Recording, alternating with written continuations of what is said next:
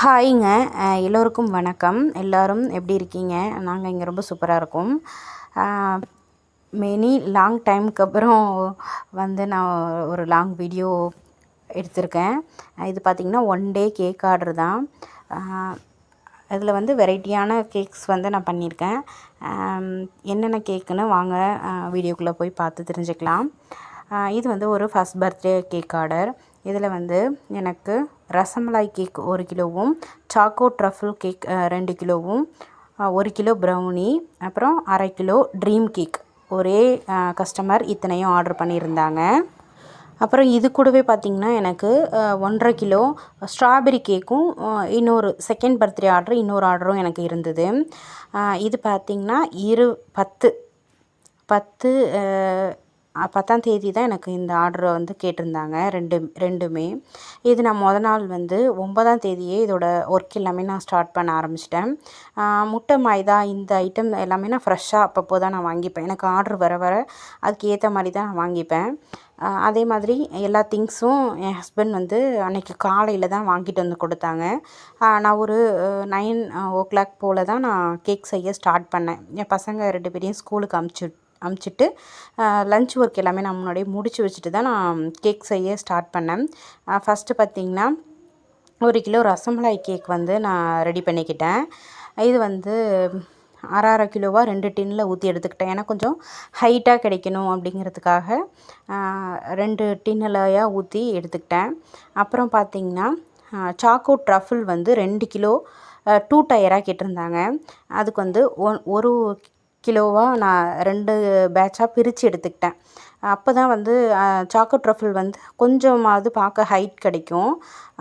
அதனால் நான் என்னோடய ஓவனுக்கு ஏற்ற மாதிரி 4 டின்னு வைக்கிற மாதிரி நான் ஃபிக்ஸ் பண்ணி எடுத்துக்கிட்டேன். ஃபஸ்ட்டு 2 டின்னு 1/2 கிலோ ரசமலாய், சாக்கோ ட்ரஃபிளில் ஒன்று 1.5 கிலோ டின்னு மாதிரி எடுத்து அதில் ஒரு 1/2 கிலோவும், ஒரு 4 இன்ச்சு சைஸில் ஒரு டின் எடுத்து அதில் ஒரு 1/2 கிலோ பிரித்து ஸ்ப்ளிட் பண்ணி ஊற்றிக்கிட்டேன். ஏன்னா எனக்கு கட் பண்ணி எடுக்கும்போது லேயர்ஸ் ஒரு 6 லேயர்ஸ் வர மாதிரி, அதில் சின்ன டின்னில் ஒரு 3 லேயரும் பெரிய டின்னில் 2 லேயரும் வர மாதிரி நான் ஸ்ப்ளிட் பண்ணி ஊற்றி எடுத்துக்கிட்டேன். இப்போ பார்த்திங்கன்னா நான் எல்லாத்தையும் ஒரே நேரத்தில் பேக் பண்ணி எடுத்துக்க போகிறேன். நெக்ஸ்ட்டு பார்த்திங்கன்னா இது ஒரு 35 மினிட்ஸ் ஆகும் இந்த கேக்ஸ் எல்லாம் பேக் ஆகிறதுக்கு. ஒரு ஓட்டிஜும் ஒரு மாதிரி இருக்கும்.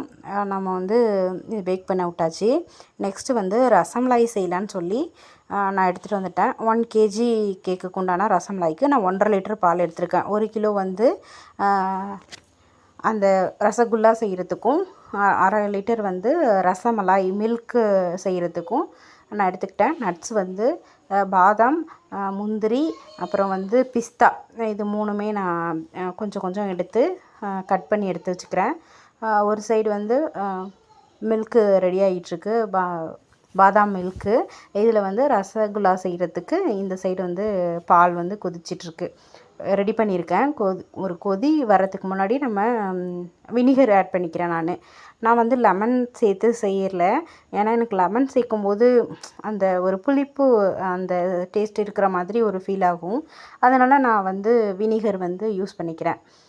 உங்களுக்கு வினிகர் ஆட் பண்ண வேண்டாம் நீங்கள் நினச்சிங்கன்னா நீங்கள் லெமன் ஜூஸ் ஆட் பண்ணிங்க. நான் வினிகர் சேர்த்தாலுமே நல்லா ஃப்ரெஷ்ஷான வாட்டரில் ஒரு 2-4-5 தடவை வாஷ் பண்ணி அதுக்கப்புறம் தான் நான் வாஷ் பண்ணிவிட்டு தான் அதுக்கப்புறம் நான் யூஸ் பண்ணுவேன்.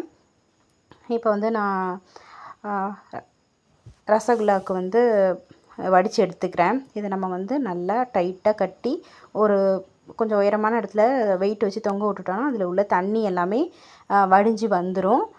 நம்ம அதுக்கப்புறமா பொறுமையாக எடுத்து நம்ம ரசகுல்லா செஞ்சுக்கலாம்.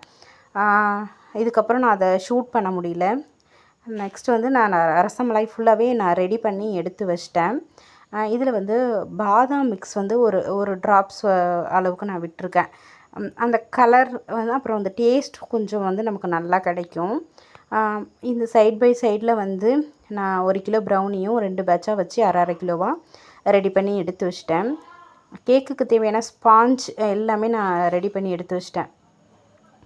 இந்த 1/2 கிலோ ட்ரீம் கேக்குக்கு நான் சாக்கோ ட்ரஃபிள் செஞ்சேன் இல்லையா, அதுலேயே ஒரு முட்டை அளவுக்கு நான் சேர்த்து 1 1/4 கிலோவா நான் ஒரு பேட்சுக்கு ரெடி பண்ணி எடுத்து அதில் ஒரு லேயர் வந்து நான் கட் பண்ணி எடுத்துக்கிட்டேன். இப்போ நம்ம வந்து 500 கிராம் கொடுக்கணும் இல்லையா, அதுக்கு நம்ம வெயிட்டை வந்து நான் மெஷர் பண்ணி டின்னோட வெயிட்டை லெஸ் பண்ணிவிட்டு ஸ்பாஞ்ச் வச்சுக்கிறேன். அப்புறம் சுகர் சிரப் ஊற்றிட்டு சாக்லேட் க்ரீமை வந்து நம்ம ஸ்ப்ரெட் பண்ணி எடுத்துக்கலாம். சாக்லேட் க்ரீம் வந்து வெயிட் எவ்வளோ இருக்குதுன்னு நம்ம பார்த்துட்டு அப்புறம் சாக்லேட் கனாஷ் வந்து நம்ம ஊற்றிக்க வேண்டியதான்.